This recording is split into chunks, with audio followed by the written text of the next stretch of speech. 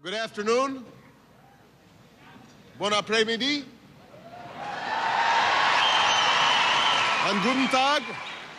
There have been times where America has shown arrogance and been dismissive, even derisive.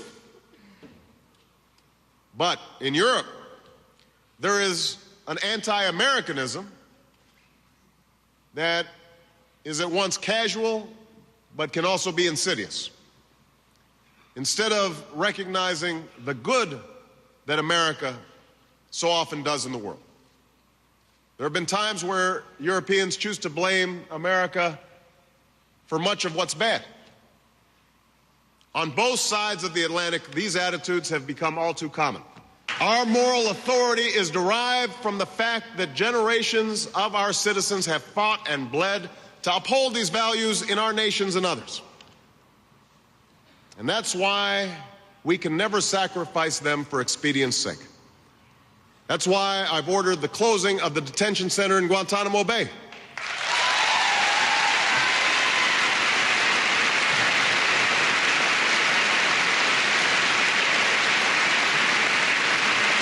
That's why I can stand here today and say without equivocation or exception that the United States of America does not and will not torture.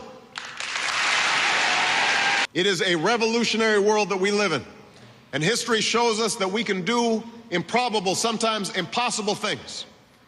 We stand here in a city that used to stand at the center of European conflict, only now it is the center of European union. We did that together. Now we must not give up on one another. We must renew this relationship for a new generation, in a new century. We must hold firm to our common values, hold firm to our faith in one another. Together, I am confident that we can achieve the promise of a new day. I think we have some translators. If you want to speak French or German, my French and German are terrible. But we have people who speak very good French and very good German. It is important for Europe to understand that even though I'm now president and George Bush is no longer president, Al-Qaeda is still a threat.